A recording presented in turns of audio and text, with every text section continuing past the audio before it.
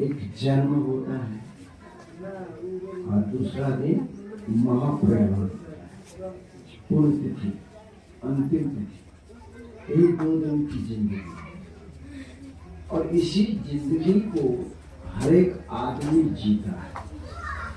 आप भी जीते हैं, हम भी जीते हैं, और जिनके पूर्ण स्मृति में आज हम लोग उपस्थित है, वो नित्यानंद बाबू भी अपने जीवन को जिए। नित्य जिसके जीवन में आनंद है वह नित्यानंद। नित्यानंद किसे कहेंगे? जिसके जीवन में नित्य आनंद। हमेशा हमारा जीवन आज आनंद से रहित है। मनुष्य का जीवन आनंद से रहित है। आनंद से क्यों रहित है? सुखी है, दुखी है, दुख भी है, सुख भी है। बहुत से लोग सुखी मिलेंगे, बहुत से लोग दुखी मिलेंगे, लेकिन आनंदित लोग बहुत कम मिलेंगे। क्योंकि आनंद की जो अवस्था होती है वह सुख और दुख दोनों अवस्था से परे अवस्था है। सुख की अवस्था को जब पार करते हैं और दुख की अवस्था को जब पार करते हैं तब वह आनंद की अवस्था को प्राप्त करते हैं। नित्यानंद यथा नाम तथा गुण।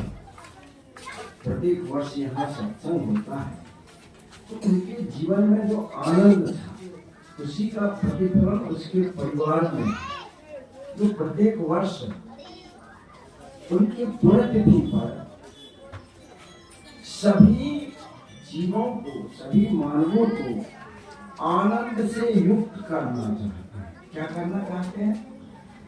आनंद से युक्त। आनंद से युक्त हमारा जीवन होगा कैसे? हमारा जीवन आनंद से युक्त कैसे हो? या तो व्यक्ति सुख में होगा या तो व्यक्ति दुख में होगा। प्रायः व्यक्ति दुख में रहता है और वह सुख चाहता है, तो दुख और सुख की झूला पर तो सारा संसार झूल रहा है, इसलिए झूला है।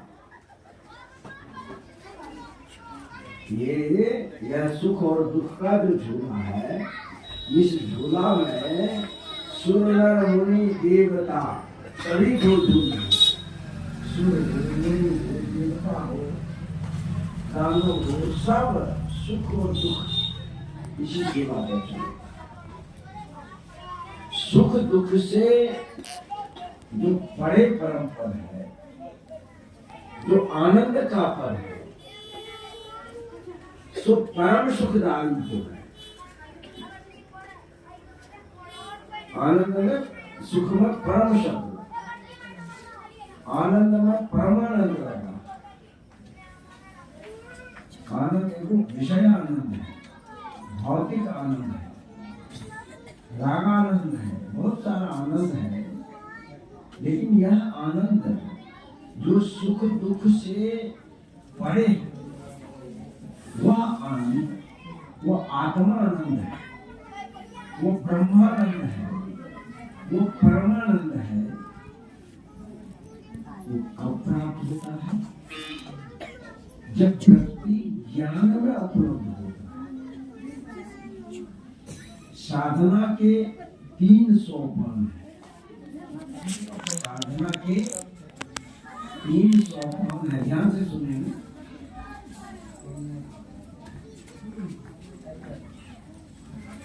ज्ञान है, भक्ति है और कर्म है। ये 3 सोपान साधना के।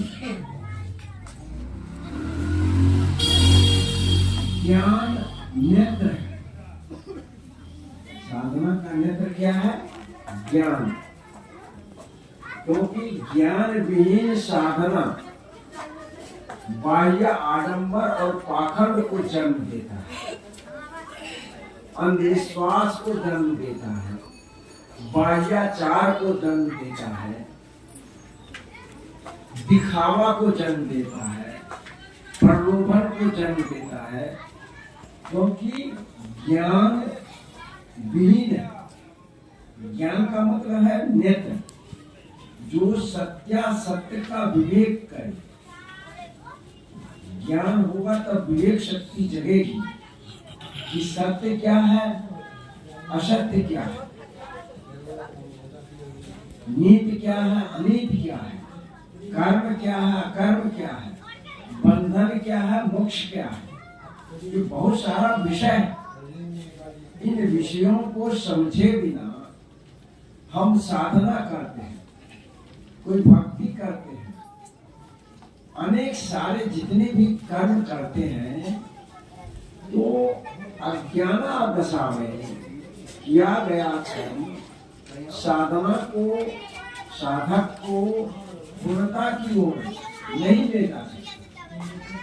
उसके अंदर अनेक प्रकार की वासनाएं उत्पन्न करती है, कामनाएं उत्पन्न करती है, प्रलोभन उत्पन्न करता है, दिखावा उत्पन्न करता है, क्योंकि ज्ञान नहीं।